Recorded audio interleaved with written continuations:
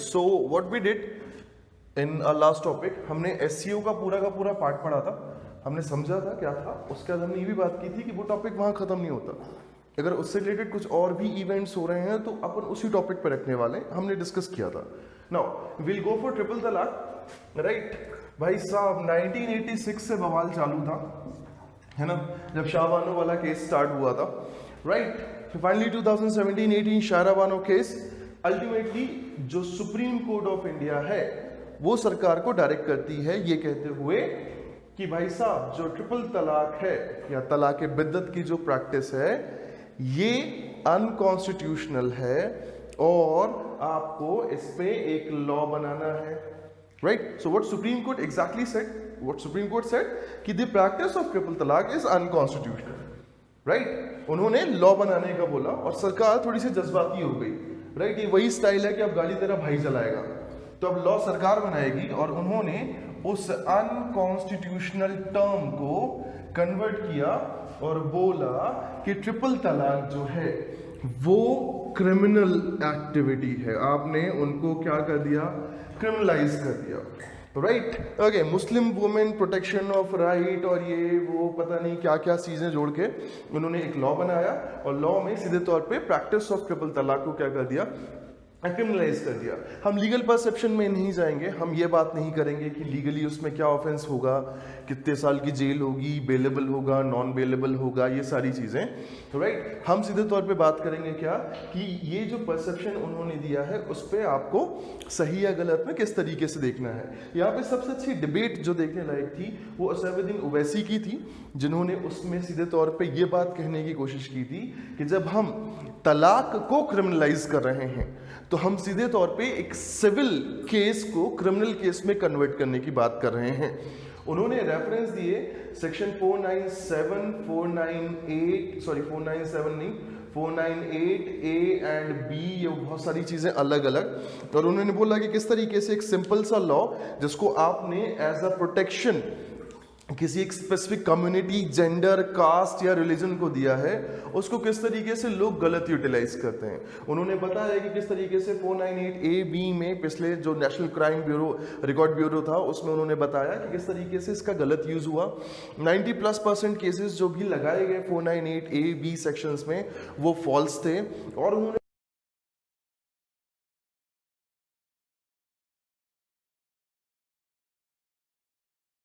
तलाक को क्रिमिनलाइज करने से वो सेक्शन भी क्या होगा, गलत होगा। उन्होंने कुछ और भी चीजें उसमें रखी, उन्होंने बोला कि क्यों ना हम जो मेहर की रकम लेते हैं शादी के टाइम पे उसकी 5 गुनी लौटाने की बात करें या दूसरी चीजों की बात करें, हालांकि वो भी पूरी तरह सही नहीं थे। अगर मैं फ्री में शादी कर लूं या 1 रुपए में ही कर लूं तो मैं 5 रुपए देके बिल्कुल वो ट्रिपल तलाक की प्रैक्टिस को क्या कर सकता हूँ, उससे ट्रिपल तलाक की प्रैक्टिस कर सकता हूँ, कंडक्ट कर सकता हूँ, डाइवोर्स ले सकता हूँ। The basic problem with triple talaq that described by Supreme Court of India was like कि जो 20 मेजॉरिटी कंट्रीज हैं, इस्लामिक कंट्रीज हैं, वहां पे भी तलाक बिद्दत ट्रिपल तलाक की जो प्रैक्टिस है वो क्या है, बैन है। इन्हीं चीज़ों को रेफरेंस लेते हुए और जो निकाह हलाला है एंड ऑल दोस प्रोसेसेस हैं उन सबको सेट करते हुए फाइनली सुप्रीम कोर्ट ने उसको अनकॉन्स्टिट्यूशनल बोला था, और सीधे तौर पे जो हमारी सरकार है उसने उसे क्रिमिनलाइज कर दिया।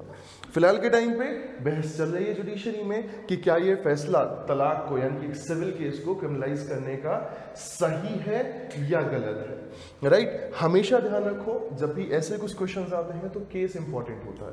जैसे मैंने बात की 1986 शाह बानो की, 2017 शाह बानो की, या मैं बात करूंगा कि सरकार ने इसके पक्ष में और क्या आर्गुमेंट दिए इसके फेवर में, तो उन्होंने बताया कि किस तरीके से uniform civil code article 44 of Indian constitution that is directive principle for state policy, उसकी तरफ हमने एक स्टेप और आगे बढ़ाया, राइट। एंड ऐसी बहुत सारी चीजें जो उन्होंने आर्गुमेंट में रखा है ना। सो ये सारी चीजें, हिंदू मैरिज एक्ट कब आया, जैसे फॉर एग्जांपल 68 का जो एक्ट है, 2005 का डाउरी प्रोटेक्शन वाला है, 1968 dowry protection, 2005 domestic violence act, 498 A B क्या करता है, राइट, आर्टिकल 44 क्या कहता है, केस कौन सा था, ऐसे बहुत सारे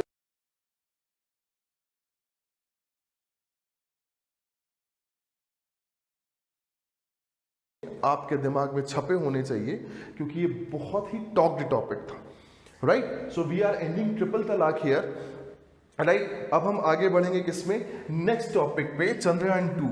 अगर आप क्लैट एस्पिरेंट हैं तो आपको चंद्रयान 2 डेफिनेटली याद होगा, जो पहला सैंपल पेपर निकाला था क्लैट ने पैटर्न चेंज करने के बाद, तो उन्होंने एक टॉपिक उठा के दिया था, वो था चंद्रयान 2, है ना। उन्होंने उस पर बहुत अच्छे अच्छे क्वेश्चन बनाए। टेक्निकली साइंस वाली फील्ड के हिसाब से होने के कारण मुझे ये क्वेश्चंस अच्छे भी लगे थे, मुझसे बहुत अच्छे से बन भी गए थे। आई होप तुम भी वो चीज़ पूरा पढ़ चुके होगे।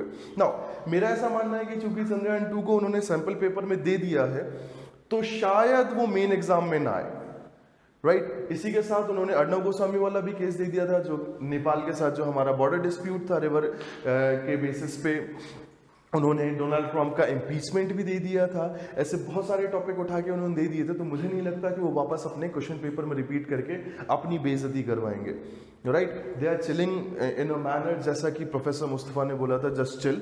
तो मुझे नहीं लगता कि वो इतने भी चिल हो जाएंगे कि वो इसको उठा के दे दे। बट फिर भी मैं ज़्यादा डिस्कस नहीं करूंगा। यहाँ पे चंद्रयान में कुछ बेसिक चीज़ें होनी चाहिए, जिसमें लैंडर था, रोवर था, who was the project head, there was this female जिनका नाम बहुत अच्छे से आता। इसरो इज एन इंस्टीट्यूशन जिसके बारे में आपको पता होना चाहिए, कब स्टैब्लिश हुआ, who is the current chairperson of it, right. And apart from that, what are the future missions, है ना। सबसे इंपॉर्टेंट यही है, क्योंकि चंद्रयान पूछा जा चुका है, तो मुझे नहीं लगता कि चंद्रयान वापस पूछा जाएगा।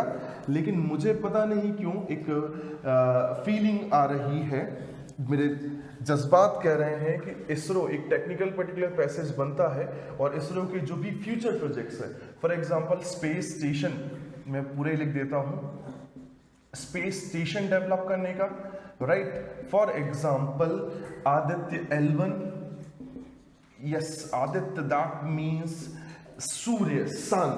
तो Aditya L1 mission is going to be our first solar mission, right. Apart from that, in future उनकी प्लानिंग जो चंद्रयान 2 को लेके है, 3 को लेके है, राइट। ऐसी बहुत सारी चीजें जो हैं वो पाइपलाइन में है। और आपको पता होना चाहिए कि जनवरी में स्पेस स्टेशन कैसे वहां पे रहना, कैसे इन दूसरी चीजों के लिए इंडियन साइंटिस्ट एस्ट्रोनॉट्स जो थे वो रशिया में ऑलरेडी जाके ट्रेनिंग स्टार्ट कर चुके हैं।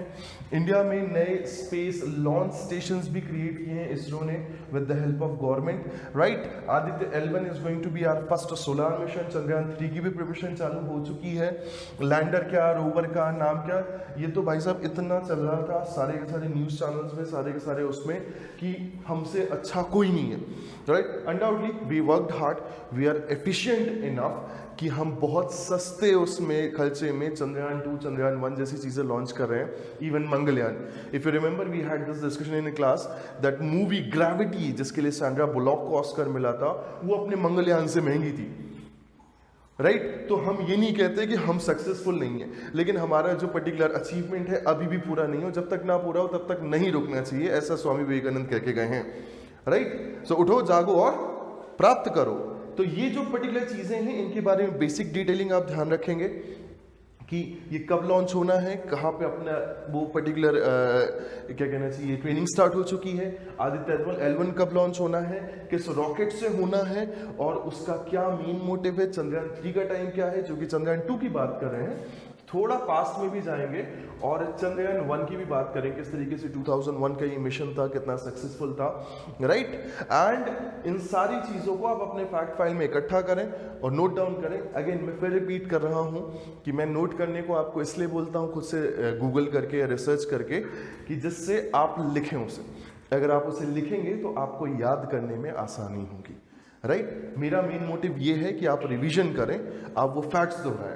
सो I hope you get it. एक बहुत ही फेमस सीन बना था जब चंद्रयान 2 लॉन्च हुआ था, and the lander was suppose to reach to the lunar surface and moon surface, right. But वो जो सॉफ्ट लैंडिंग होनी थी उस मिशन की, वो सॉफ्ट लैंडिंग जो है वो हार्ड लैंडिंग या क्रैश लैंडिंग में बदल गई थी। फिर हमारे प्रधानमंत्री नरेंद्र मोदी जो थे, उन्होंने इसरो चीफ को गले लगा के बोला था कि मामू लोड नहीं लेने का, अगली बार वापस ट्राई करने का, राइट। तो वो चीज़ ध्यान रखना।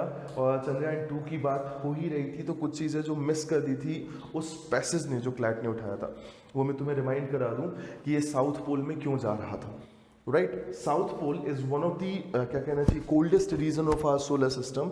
एंड मजे की बात यह है कि वहां पे बिलियंस ऑफ ईयर्स से कोई लाइट नहीं पहुंची है। तो साइंटिस्ट का ऐसा मानना है, they believe that south pole of moon is having undisturbed records of origin of our solar system. तो this is what they were searching. हमारा जो रोवर था वो भी बैटरी से चलने वाला था। सो जस्ट मेक श्योर कि ऐसे छोटे छोटे पॉइंट्स जो हैं वो अपने दिमाग में बैठा के रखेंगे। It's an interesting story actually, कि किस तरीके से एक पिछड़ी हुई थर्ड वर्ल्ड कंट्री जो है स्पेस रिसर्च में आगे बढ़ रही है। And hope for the best. आगे बढ़ने के लिए हमारे पास अभी बहुत सारे मौके हैं, राइट। सो यहाँ तक अपन डिस्कस कर चुके हैं, है ना। एंड तुम्हें थोड़ा सा और इंटरेस्टिंग बात हो, आई डोंट नो कितने लोग साइंस फिक्शन में बिलीव करते हैं नहीं करते। एक मूवी आती थी Transformers, remember Optimus Prime, I am Optimus Prime and I am sending this message to all the autobots of this universe. तो उसका एक सेकंड पार्ट था Dark Side of the Moon, right. कभी थोड़ा जब क्लैट हो जाए ना, third part sorry, Dark Side of the Moon. The first one कुछ ऐसा था, Revenge of the Fallen, second one was something, और third one was dark Side of the moon. वो देखेंगे तो आपको थोड़ा बहुत और भी चीजें क्लियर होंगी। क्लैट के बाद देखेंगे, अभी देखने ना बैठ जाए, माँ साहब ने बोला है कि हमें अभी देखना है नहीं। फिर आते हैं अपन एक और बड़े बवाल पे। ओहो भाई साहब, पहले मैं पसीना पोंछ लूं, फिर अपन इसका डिस्कशन चालू करेंगे, क्योंकि ये कहानी आज की नहीं है। ये कहानी नेक्स्ट लेवल स्टार्टिंग जो है इसकी अर्ली 1900 से होना चालू हो जाती है। 1857 battle of Plassey, 1757 battle of Palasi, 1764 that is battle of Buxar. By the time of 1800 Britishers almost 90-95% India पे डायरेक्टली इनडायरेक्टली कब्जा कर चुके हैं। जो आज का इंडिया, पाकिस्तान, बांग्लादेश मिला के है ना, तो वो ब्रिटिश इंडिया बन चुका था। 1800 से 1900 के बीच में बहुत सारे different series of social reform, series of social changes, administrative changes, अलग अलग, कहीं रैयत वारी, कहीं कोई वारी, ये वो चलते चलते फाइनली 1900 का टाइम आया और हमारे देश में एक नई फीलिंग जमी जिसका नाम था nationalism. Right now, leaders around the British India are talking about one nation united under one constitution, one administrative power. In the same way, जो princely states थे उनके पास थोड़ी सी insecurity factor बढ़ी, right? At that time, जिस state के बारे में हम अब बात कर रहे हैं वो है जम्मू एंड कश्मीर। यहाँ पे जो ruling particular dynasty थी, that was Dogra dynasty. Right 1900 से 1940 के बीच में, राइट 1905 में एक कॉन्स्टिट्यूशनल अमेंडमेंट किया डोगरा डायनेस्टी ने, 1930, 31, 32 में किया, 38 में एक कुछ कॉन्स्टिट्यूशनल अमेंडमेंट किए और कुछ स्पेशल प्रोविजंस जो थे उन्होंने अपने कॉन्स्टिट्यूशन में ऐड किए। जैसे कि ये article 35A of Indian constitution है। मजे की बात बताऊं, आर्टिकल 35A जो है जम्मू और कश्मीर की जनता को ड्यूअल सिटीजनशिप देता है, बट इंडियन सिटीजनशिप एक्ट कहता है कि Indian citizens must have one and only one citizenship. तो कायदे से ये इंडियन सिटीजनशिप एक्ट का वायलेशन था। ऐसी आवाज उठाई 2017 में वी द सिटीजन ने। दिस इज एन एनजीओ जो कि कुछ कश्मीरी महिलाओं के राइट के लिए लड़ रहा था। उन्होंने आर्टिकल 35A को चैलेंज किया और 370 को भी चैलेंज किया। और अब मोदी गवर्नमेंट 1.0 से 2.0 आते आते वो कश्मीर से 370 35A हटाने की जो डिमांड थी वो कंटिन्यूस बढ़ती जा रही थी। चूंकि we are having a strong government, अब की बार 300 पार, तो we are having strong government. अब जरा कश्मीर की कहानी में आ जाते हैं। 1947 पार्टीशन हो गया इंडिया का, सारे प्रिंसली स्टेट्स को ये राइट दिया गया, चाहो तो पाकिस्तान के साथ जाओ, चाहो तो हिंदुस्तान के साथ रहो, चाहो तो आज़ाद रहो। 3 स्टेट सबसे ज़्यादा प्रॉब्लमेटिक, हैदराबाद, जूनागढ़, जम्मू कश्मीर।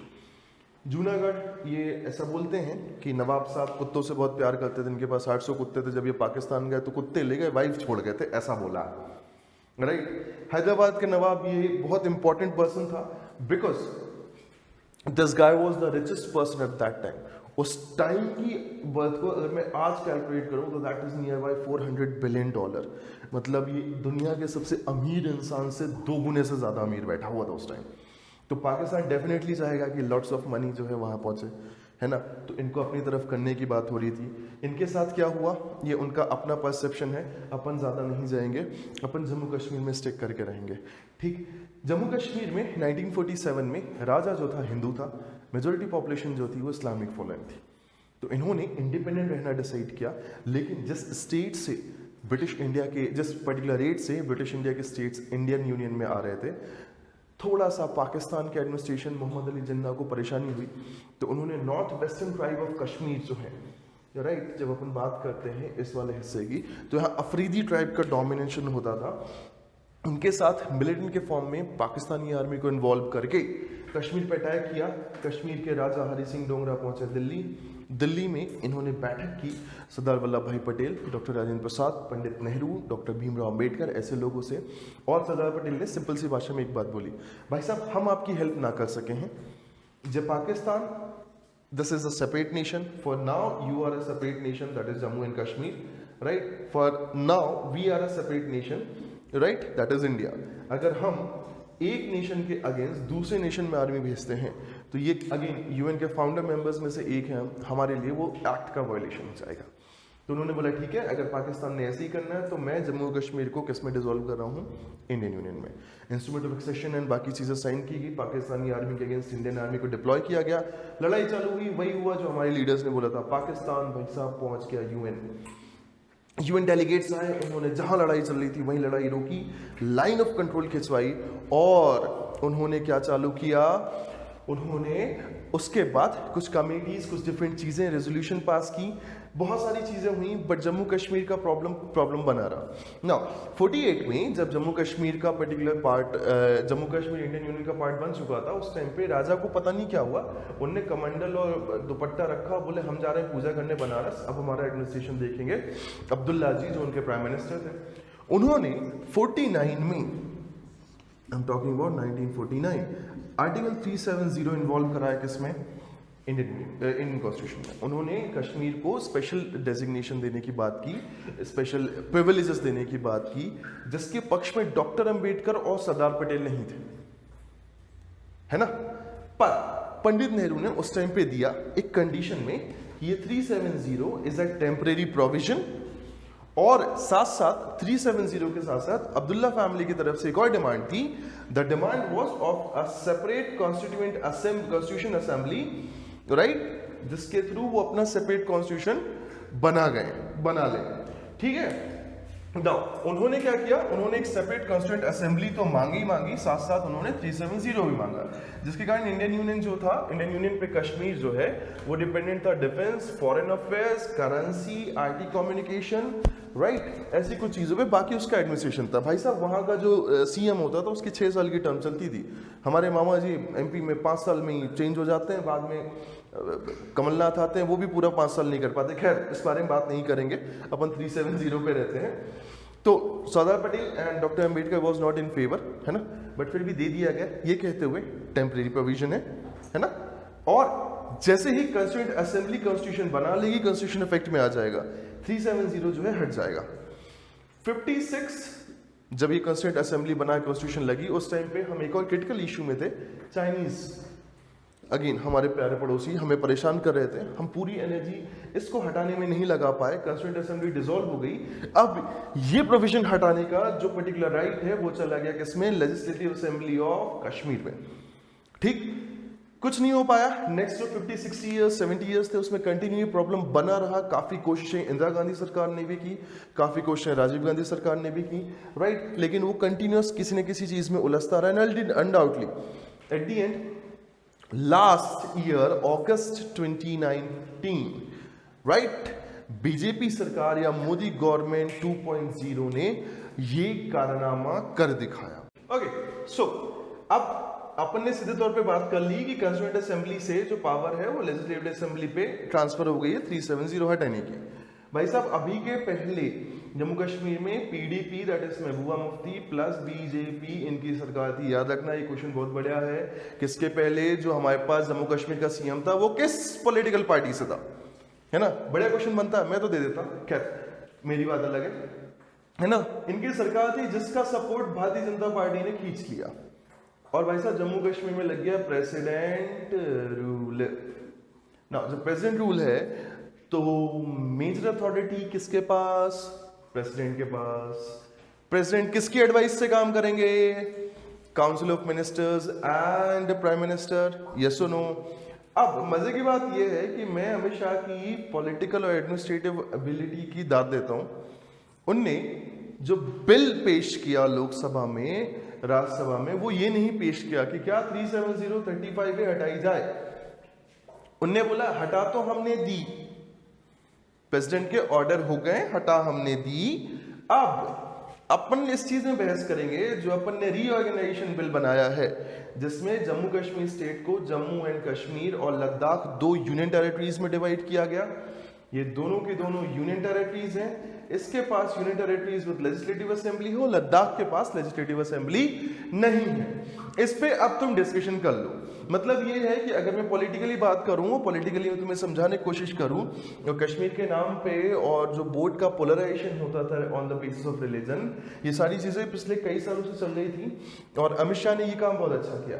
मैं हिंदी भाषा में आपसे यही बात बोलूंगा कि हमारे जो गृह मंत्री हैं, ये पतंगबाजी में पतंग लूटने वाले वो लड़के हैं जो पतंग फाड़ के कंपटीशन खत्म कर देते थे। उन्होंने पतंग फाड़ के कंपटीशन खत्म कर दिया। 370 हटा दिया गया प्रेसिडेंशियल ऑर्डर के थ्रू।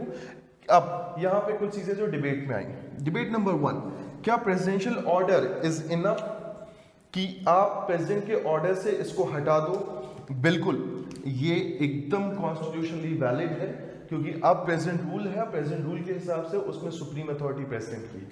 नंबर 2, क्या बिना पूछे, बिना कंसल्ट किए जनता से ये चीजें सही हैं या नहीं है, इसकी डिबेट जुडिशरी में की जाए, जुडिशियल सिस्टम में की जाए, बेहतर है। हम इस चीज में किसी को कमेंट नहीं कर सकते। We are neutral, we are only telling you what are the point जहां पे क्वेश्चन हो रहा है। हम इस पे नहीं करेंगे कि सही हुआ या गलत हुआ, राइट? आपके अपने पर्टिकुलर पर्सनल पॉलिटिकल व्यू हैं, आप लगाएं, खुश रहें, बेहतर है। बाकी मैं जुडिशरी पे विश्वास करता हूं, जुडिशरी हमारी कुछ ना कुछ अच्छा कर देगी, जो भी सही गलत होगा। ठीक, 370 खत्म हो गया, 35 खत्म हो गया, और अब धीरे धीरे करके इन चीजों में अलग अलग जो पर्टिकुलर क्या कहना चाहिए, एक बार में जो डिसीजन लिया गया, वो डिसीजन शायद पूरी तरह से अपने नए एडमिनिस्ट्रेटिव सेटअप देना जम्मू कश्मीर और लद्दाख को, शायद ये उस लेवल पे इफेक्टिव नहीं था। तो मैंने जब अपने स्टार्ट की थी क्लास, तब भी अपन ने बात की थी कि एक टॉपिक जो है वो वहां पे खत्म नहीं होता, वो कंटिन्यू जो है वो कहीं ना कहीं थोड़ा थोड़ा करके आगे आने वाले मंथ्स के करंट अफेयर्स में भी मिलता है। जैसे जब अपन अगस्त की बात करते हैं तो 37035 पे हटाया गया है, लेकिन उसके बाद रेगुलरली जो नए नए एडमिनिस्ट्रेटिव चेंजेस हुए हैं, फॉर एग्जाम्पल सबसे पहले कश्मीर में डोमिसाइल का चेंज होना, एडमिनिस्ट्रेशन में किसको नौकरियां मिलेंगी, एम्प्लॉयमेंट का सेटअप चेंज करना, उसके बाद कुछ और बेसिक स्ट्रक्चर में चेंज करना, इलेक्शन का, एजुकेशन पॉलिसी का एंड दूसरी चीज़ों का, राइट? तो वो सारे पार्ट जो हैं कमिंग वाले पर्टिकुलर टॉपिक जो होंगे उसमें अपन छोटा छोटा लेंगे। मैं सीधा बोलूंगा ये 370 में मैंने तुम्हें बताया था कि इसमें अपन बात करेंगे, 2 मिनट बात करेंगे, अपना काम हो जाएगा, है ना? सो अपन ज्यादा उन सारी चीजों पे नहीं जाते। जरा क्वेश्चनरीज की बात करते हैं। तो क्वेश्चनरीज में मैं अगर तुमसे ये पूछूं कि कब प्रेसिडेंशियल रूल लगा था, तुम्हें पता होना चाहिए। हु वाज द सीएम, किस पार्टी से थी, ये पता होना चाहिए। क्या अब ये यूनियन टेरिटरी है तो क्या हमारे पास एलजी बैठने वाले हैं, तो who becomes the first LG of Jammu and Kashmir, क्या ये तुम्हें पता होना चाहिए? बिल्कुल पता होना चाहिए, राइट? क्या लद्दाख का भी पता होना चाहिए? बिल्कुल होना चाहिए यार, Ladakh is a beautiful place to visit, तो वहां के बारे में भी डिटेल होनी चाहिए, है ना? ऐसी बहुत सारी चीजें जो हैं वो अपने उसमें आती हैं, जो आपको फैक्ट फाइल क्लियर होनी चाहिए। हाँ, कुछ चीजें पास्ट वाले उसमें आप जरूर ध्यान रखें कि कंस्टिट्यूएंट असेंबली कश्मीर की कब खत्म हुई, अफेक्ट में कब आया, कब 370 इन्वॉल्व किया गया 49 में, Abdullah, who was the Abdullah, Sheikh Abdullah, Farooq Abdullah या Omar Abdullah, right? Was the last king of Kashmir. ऐसी बहुत सारे छोटे छोटे फैक्ट्स हैं जो आपके पास पता होना चाहिए। नोट डाउन आप अपने घर में बैठ के कर रहे होंगे, आपके पास जो नोट्स हैं उसमें भी ये होगा, ऐसा मैं मान लेता हूं। Now the next topic, the next one of the biggest administrative change that was talked during June, July, August and even September 2019, that was NIA UAPA Amendment Bill 2019. राइट, मैंने बोला ना 2019 was full of surprises. After May Modi 2.0 हमें बहुत सारे ऐसे topic मिले जिसपे हम बहुत अच्छे डिबेट कर सकते हैं। UAPA unlawful activity prevention act, NIA stands for national investigation agency. 2008 Mumbai terror attack, उसके बाद काउंटर टेररिज्म फोर्स के रूप में फॉर्म में NIA का एस्टैब्लिशमेंट किया गया था, right? That was counter terrorism force. UAPA की हिस्ट्री जब हम बात करते हैं तो 1967-68 इन एक्चुअल सेंस जो नॉर्थ ईस्टर्न पार्ट था और जो नॉर्थ वेस्टर्न टेरिटरी थी इंडिया की, जहाँ से वो इंट्रूडर्स और कुछ नेगेटिव एक्टिविटीज़ होती थी उनके अगेंस्ट, उनके सपोर्ट करने के, उनको सपोर्ट देने के अगेंस्ट, इसमें smuggling, human trafficking, prostitution, arms smuggling, drug smuggling, ऐसी बहुत सारी चीज़ें थी, इवन टेररिस्ट। तो ऐसे बहुत सारे पॉइंट थे जिनकी एक्टिविटीज़ को, जो ऐसी अनलॉफुल एक्टिविटी थी उनको रोकने के लिए यूएपीए डिज़ाइन किया गया। Later on it was known as a TADA. Sanju सबको याद आ गई होगी, राइट? संजू में टाडा के अंडर ही संजय दत्त को अरेस्ट किया गया था, terrorist and disruptive activity prevention act. 1995 में इसकी जगह ली किसने? पोटा ने, जिसे 2005 में हटा ही दिया गया। POTA stand for prevention of terrorism act, है ना? चूंकि टाडा वॉज एक्सट्रीम, टाडा में खूब तोड़ाई होती थी, 3rd डिग्री का इस्तेमाल किया जाता था, खूब पिटाई होती थी। तो ह्यूमन राइट्स वालों ने बोला ना भाई साहब चेंज कर दो, तो पोटा कर दिया गया। पोटा डाइल्यूटेड वर्जन था but still it was extreme, right? तो ऐसी बहुत सारी चीजें थी जो उसमें गलत थी, तो उसको भी हटा दिया गया। फिर आगे आया अपन 2019 में यूएपीए एनआईए अमेंडमेंट बिल में। सिंपल सी भाषा में क्या हुआ मैं आपको बता देता हूँ, है ना? एक एनआईए है, दूसरी है सेंट्रल गवर्नमेंट। इन दोनों के दोनों अमेंडमेंट बिल्स में एनआईए की पावर को बढ़ाया गया। सेंट्रल गवर्नमेंट का जो कंट्रोल है over national investigation agency and जो power making authority, sorry decision making authority की जो पावर है वो भी बढ़ाई गई। मतलब ये है कि एनआईए अमेंडमेंट बिल और यूएपीए के through central government and NIA किसी भी इंडिविजुअल पर्सन और ऑर्गेनाइजेशन को टेररिस्ट और टेररिस्ट ऑर्गेनाइजेशन डिक्लेयर कर सकते हैं। साथ में इनके पास अथॉरिटी होगी उन सब की प्रॉपर्टी सीज करने का, उनके अगेंस्ट लीगल एक्शन लेने का, उनको बैन करने का and all different thing. The argument in favour was like कि पिछले 10 सालों में लोगों के अंदर लॉ एंड ऑर्डर को लेके जो डर है वो कम हुआ है। उन्होंने कुछ स्पेसिफिक एग्जांपल्स की भी बात की, जैसे जाट आरक्षण, जाट रिजर्वेशन जो मूवमेंट था उसमें 15 दिनों के अंदर अप्रॉक्सीमेट 24,000 करोड़ का लॉस हुआ था एंड कुछ और भी ऐसी चीज़ें बोली।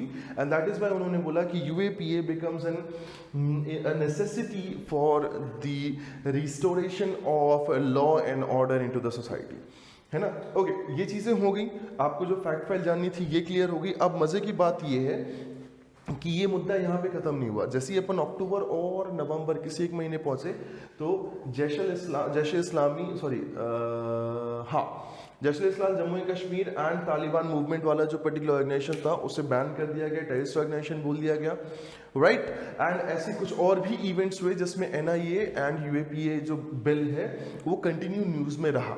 तो जब आप ऐसी चीज़ें पढ़ें तो उसमें नोट डाउन कर लेना कि कौन से XYZ जो पर्टिकुलर ऑर्गेनाइजेशन है उन्हें बैन किया गया, कौन से लोग हैं जिनके against UAPA NIA amendment bill के थ्रू क्या किया गया, एक्शन किया गया, वो फेमस पर्सन, फेमस पर्सनालिटीज, इन सब का जो पर्टिकुलर नाम है, जो फैक्ट है वो आपके पास होने चाहिए। I hope you get this, what is TADA, what is POTA, है ना? टाडा तो तुम्हें वैसे याद आ जाएगा, संजू वाला, राइट? तो don't forget that. Now, for now we are having, I guess, the last topic to discuss, right? That is PDP, Personal Data Protection and Regulation of Social Media, right? This is a bill, PDP bill. Regulation of Social Media is one of the topic that was talked most, right? I hope you guys are in Facebook and Instagram, right? And वो Facebook, Instagram में जब तुम हो तो तुम्हें पता होना चाहिए कि तुम Facebook, Instagram में चाहते हो कि तुम्हारी सोशल लाइफ प्राइवेट रहे। थोड़ा सा कंफ्यूजिंग है बट है, लेकिन अगर मैं तुम्हें बोलूं कि दोस्त तुम्हारा जो इंस्टाग्राम हैंडल है #XYZ, है ना, इसको मैं तुम्हारे आधार कार्ड से लिंक कर दूंगा। अभी नहीं आया, डोंट वरी, लेकिन अगर मैं तुम्हें बोलूं कि मैं तुम्हारे आधार कार्ड से लिंक कर दूंगा तो क्या तुम वैसे मीम शेयर करोगे जैसे तुम करते हो? क्या तुम पॉलिटिकल मीम शेयर कर पाओगे? क्या तुम ऐसा कोई हेट स्पीच के बेस पे मीम शेयर कर पाओगे कि किसी एक स्पेसिफिक कम्युनिटी को आप जिम्मेदारी ठहरा दो? क्या तुम गवर्नमेंट के अगेंस्ट कुछ लिख पाओगे? ठीक है, तो एक्चुअली हुआ यही। तमिलनाडु में जो तमिलनाडु हाई कोर्ट है वहां पे एक PIL लगाई गई जिसमें बोला गया कि internet and social media, right, becomes the biggest source to spread hate speech and to create difference in Indian society. उन्होंने कुछ चीज़ें स्पेसिफिकली रखी कि सोशल मीडिया किस तरीके से इन्फ्लुएंस करता है। जैसे उन्होंने सीधे तौर पे ये बात रखी कि कुछ ऐसे पेजेस हैं जो बात तो 2024 की करते हैं लेकिन उनका क्रिएशन 2014 में ही हो चुका था। जैसे उन्होंने एक पेज की बात की, इसमें ये था मिशन मोदी 2024, और ये पेज बना का 2014 में। इसके अलावा ऐसे और भी पेजेस और पोस्ट हैं जहाँ पे हेट्रेड जो है स्प्रेड की जाती है कमेंट्स के थ्रू। एक बढ़िया सा एंटरटेनमेंट का वो है तुम्हारे लिए एडवाइस कि जब कभी कंट्रोवर्शियल टॉपिक पे कोई पोस्ट, कोई आर्टिकल मिले फेसबुक में, इंस्टाग्राम में, तो don't read that article, that will be like जो तुम जानते हो, रीड द कमेंट्स, है ना, you will enjoy a lot. मतलब इंडिया में तो इस तरीके का हो चुका है कि Greta Thunberg was live in YouTube with the United nation climate action summit, जो हम आगे चल के पढ़ने वाले हैं, राइट। तो उसमें इंडिया एंड पाकिस्तान के लोग एक दूसरे को इंडिविजुअली एटम बम से उड़ाने की धमकी दे रहे थे। तो या दीज आर द थिंग्स जो तमिलनाडु हाई कोर्ट में वहाँ की गवर्नमेंट ने उठाया और बोला कि ऐसी बहुत सारी चीज़ें हैं जिससे चीज़ें क्रिटिकल हो सकती हैं, तो क्यों ना हम हेट स्पीच को रोकने के लिए यूआईडी से क्या कर दें, कनेक्ट कर दें अपने आपके सोशल मीडिया अकाउंट को। Now this is not the only place where this is happening, even Jabalpur high court, that is MP high court, right, Delhi Patiala house court and some other particular courts, ऐसी similar PILs जो हैं वहां पे लगाई गई। ठीक, बात चली रही थी बिंदास। लास्ट पर्टिकुलर ईयर में दो बड़े कांड हुए। सबसे पहले हुआ PDP, data protection bill, personal data protection bill, है ना। इनको इस पर्टिकुलर बिल को ड्राफ्ट करने में सबसे बढ़िया जो पर्टिकुलर नाम था वो था बीएन श्रीकृष्णा का। Don't forget this name, law वाले हो, this guy is a supreme judicial क्या कहना चाहिए, नॉलेज वाला पर्सन है, सो रिमेंबर द नेम, है ना। एंड इसी टाइम पे नाम आया किनका, रचना खायरा का, KHAIRA, है ना। Okay, so Rachna Khaira and BN Srikrishna, ये दोनों के दोनों जो हैं वो न्यूज़ में आए।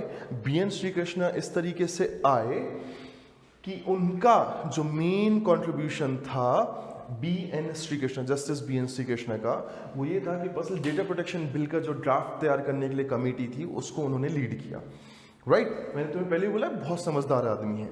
दूसरा नाम आया एक जर्नलिस्ट का, जिसे मिला जर्नलिस्ट ऑफ द ईयर का अवार्ड, नाम है रचना खायरा। ये पर्टिकुलर महिला वो हैं जिन्होंने पिछले 5-6 सालों में एक तगड़ी रिसर्च की। रिसर्च ये था कि जो UIDAI, unique identification authority of India, इसमें जो सिटीजन्स हैं, जो उनका डेटा स्टोर है, उसका सिक्योरिटी लेवल क्या है, राइट। और उन्होंने रिवील किया अपनी रिपोर्ट में कि अप्रॉक्सीमेट 600 मिलियन या 60 करोड़ पीपल इन इंडिया, और उनका डेटा, पर्सनल डेटा जो है वो सिक्योर कंडीशन में नहीं है। For this report she got the journalist of the year award. And इससे एक और बात चालू हुई जो बहुत ही ज़्यादा ज़रूरी थी कि क्या ये प्रपोजल कि मैं अपना फेसबुक आधार कार्ड से लिंक करा दूं सही है या गलत है। I mean think about it, Facebook undoubtedly a global brand known for its personal data security, yes or no? वो हाउस ऑफ सीनेट्स में बेहतरीन पानी पी पी के जो मजे लिए गए थे मार्क जुकरबर्ग के, पानी पिला पिला के एक्चुअली, वो तो तुम्हें याद ही होगा। डेटा सिक्योरिटी के लिए तुम फेसबुक जानते ही हो। फिर पता चला कि यार व्हाट्सएप भी जुकरबर्ग का ही है, फिर पता चला कि इंस्टाग्राम भी जुकरबर्ग का ही है, तो हम जाएं तो जाएं कहाँ, राइट। सो वो एक क्वेश्चन वहां से उठना चालू हुआ। पीडीपी का जो पर्टिकुलर पार्ट था वो आया। एट द सेम टाइम ध्यान रखना, केरला हाई कोर्ट का ही डिसीजन था, वो ये था कि right to internet was basic right to all, और knowledge of internet is like zero in India. लोग गूगल सर्च करने को, यूट्यूब में वीडियो देखने को, या सोशल मीडिया प्लेटफॉर्म चलाने को, अच्छा ये सब बहुत अलग अलग जगहों से इकट्ठा करके बता रहा हूँ, उसको वो इंटरनेट का नॉलेज कहते हैं, but that's not internet knowledge, right. तो ऐसी बहुत सारी चीज़ें थी जो क्वेश्चनेबल थी। ये दोनों की दोनों चीज़ें जो हैं, ध्यान रखना कि ये बात में आई थी। रचना खायरा को मत भूलना, है ना, पर्सनल डेटा प्रोटेक्शन बिल को मत भूलना, जस्टिस बीएन श्रीकृष्णा को मत भूलना, and apart from that don't forget right to privacy, जिसमें बात होती है article 21 of Indian constitution 2018, justice KS Puttaswamy versus union of India, right to life liberty के अंडर आता है राइट टू प्राइवेसी। और अगर हमारा डेटा सरकार के पास है UIDAI के थ्रू या दूसरी चीजों के थ्रू, तो क्या वो राइट टू प्रिवेसी है? बिल्कुल नहीं है। सिक्योरिटी का क्या बात? कोई बात नहीं। ऐसे बहुत सारे पॉइंट थे जो निकाले गए कि भाई साहब ये गलत है। तो वो सारी चीजें इंपॉर्टेंट हैं, आप उन सारे पॉइंट्स को अपने उसमें नोट डाउन करके रखेंगे, जिससे आपका जो नोट्स है वो परफेक्ट रहे। Right, so these are the topic जहां अपन पहुंच चुके हैं। कहां तक? अगस्त तक, सितंबर तक actually.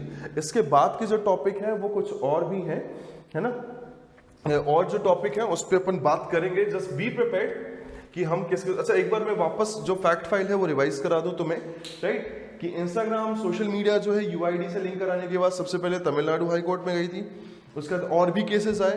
At the same time personal data protection bill है ना, जिसका draft BN Shri Krishna, justice BN Shri Krishna ने वो किया था, कमेटी के हेड थे। रचना खायरा का नाम, right to internet, article 21 right to privacy, और साथ साथ कुछ नए पॉइंट्स बाहर आए जिसमें डेटा एक्सेसिबिलिटी की आसानी, जो सेंट्रलाइज इंस्टीट्यूशन में, सॉरी मैं एक चीज और भूल रहा था, for example project insight, yes, इसका नाम भी याद रख लेना। ये इनकम टैक्स के द्वारा चलाया गया एक पर्टिकुलर ऐसा ऑपरेशन था जिसमें हम लोगों की जो भी पर्टिकुलर फोन कॉल दूसरी चीजें इस पे वो कर सकते थे, है ना, मतलब इस पे इसका एक्सेस जो है वो मिल सकता था। तो ये सारी चीजें प्रॉपर रखना। Apart from that right to privacy और इन सारी चीजों के उसमें एक चीज और बता दूं, सरकार ने, सेंट्रल गवर्नमेंट ने एक रिपोर्ट ये भी है कि सरकार ने 10 सेंट्रलाइज एजेंसी को डेटा एक्सेसिबिलिटी का क्या दिया हुआ है, अथॉरिटी दी हुई है।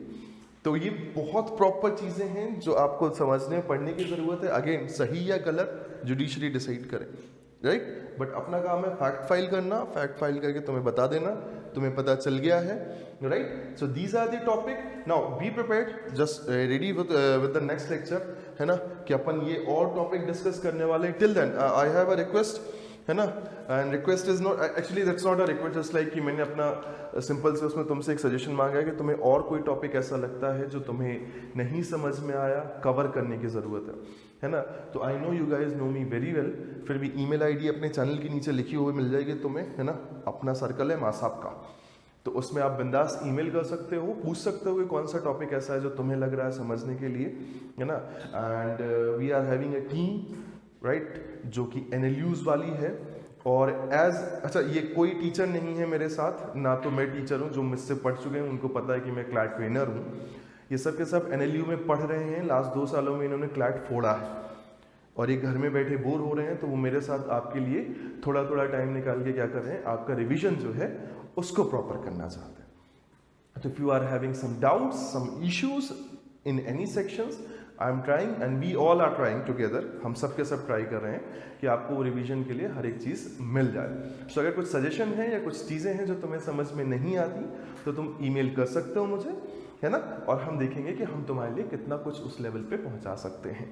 Right, have a great day ahead. Next lecture में मिलते हैं, बाकी टॉपिक डिस्कस करते हैं। बी प्रिपेयर्ड, जनवरी के बाद का करंट अफेयर्स हर महीने के 5 उठाऊंगा मैं, सबसे इंपॉर्टेंट, तो तैयार रहेंगे, राइट। घर में रहें, बाहर ना घूमें, बाहर घूम के तुम्हें कुछ नहीं मिलने वाला, हो सकता है कोरोना हो जाए, राइट। बाकी गो कोरोना।